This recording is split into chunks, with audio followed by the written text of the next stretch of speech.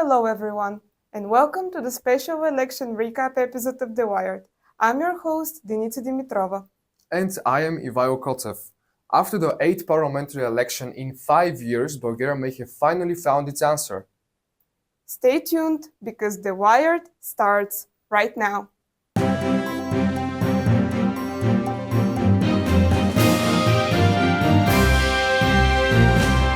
Bulgaria has spoken, and a massive shift in the political landscape is on the horizon.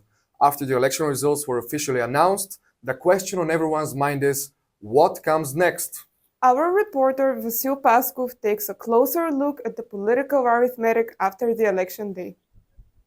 Bulgaria's political deadlock isn't just broken, it has been demolished. After 8 elections in 5 years, Bulgaria finally has a winner who does not need a coalition. Rumen Radev's Progressive Bulgaria secured 131 seats with over 1.4 million votes, giving them an absolute majority in the National Assembly for the first time since 1997. Radev's party swept the map, winning in 30 out of the 31 electoral regions across the country as well as abroad. But the story is also about who is missing. For the first time in modern Bulgarian history, the Bulgarian Socialist Party failed to enter parliament. The opposition is now not only smaller, but also deeply fractured, facing a government that for the first time in 8 elections will not need to negotiate for a coalition. Elections are over, but one question remains. Will this new political era bring the reform and stability people voted for, or will it centralize power beyond reach? For DeWired, this is Vasil Paskov. On the election day, more than 10,000 independent observers and volunteers spread across polling stations around the country, determined to guard the vote. While it is a record number, the questions remain about how effective those efforts truly were. Alex Golubova has the story. The Sunday of the elections, she woke up early, drove from Sofia to Pazardzhik, and spent the day in a polling station as an independent election observer. Elizara is a recent AUBG graduate and one of over 10,000 people who volunteered to guard the elections. Everyone was screaming in the last few months, go and do something and, try. When one pushes for one thing, then we all join. The surge in observers didn't come from nowhere.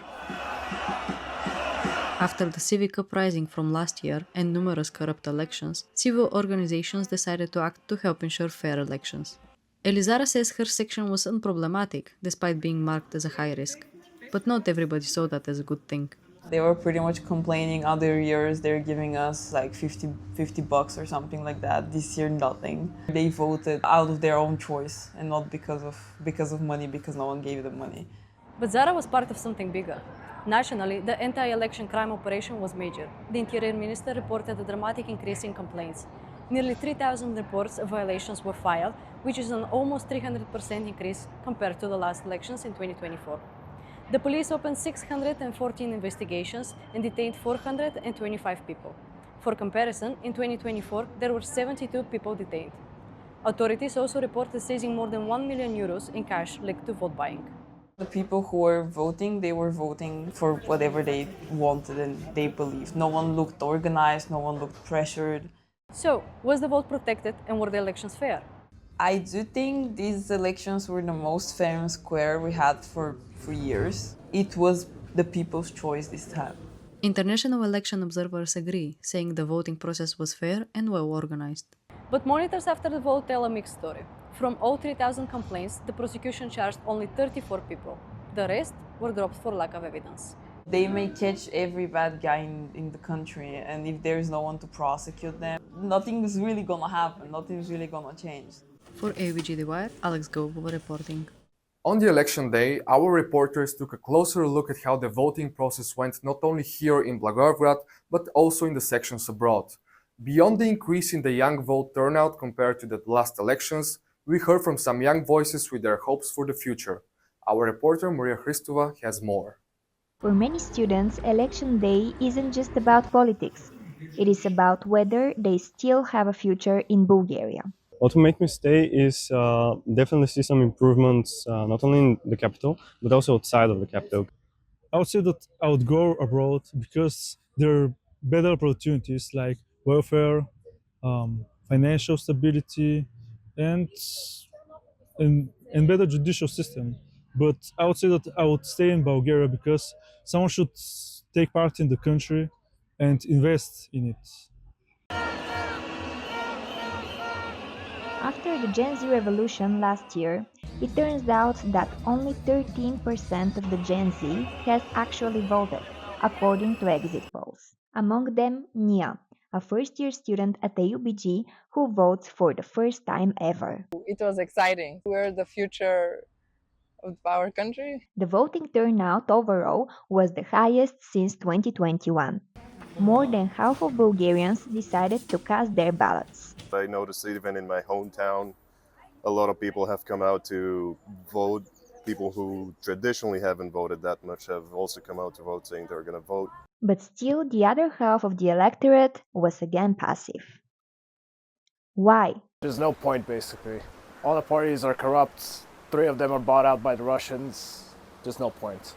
The protests during December, we all saw that society is able to stand up and shake their hands together and do something. So I think this is the only proof that you need to vote.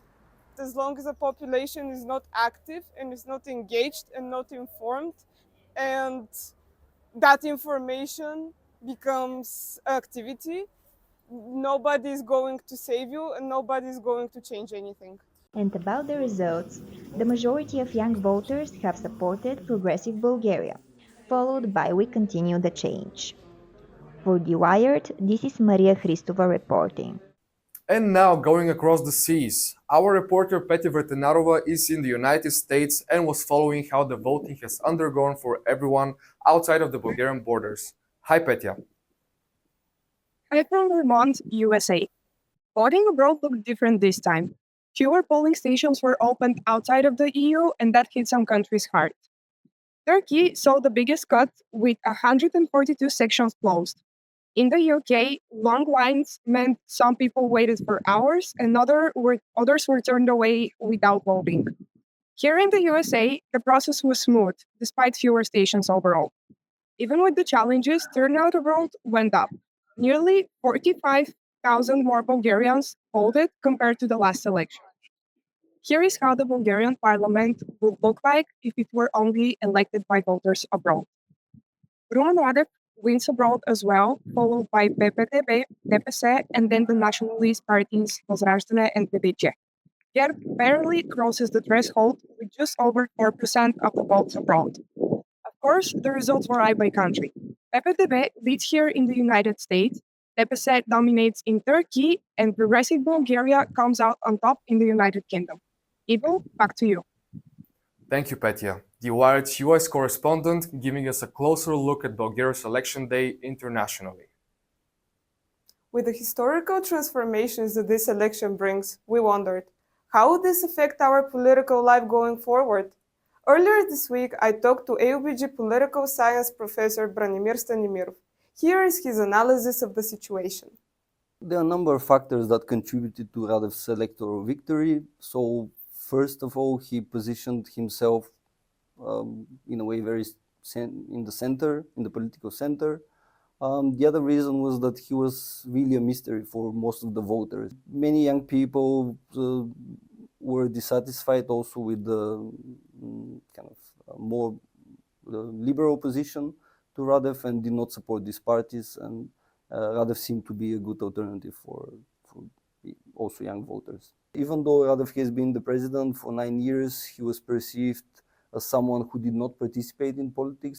I believe this is the case because the presidency, so the position of the president allowed Radev to attack, to criticize all the political parties. I don't think that the Bulgaria's membership in NATO, in the EU and the Eurozone is at risk.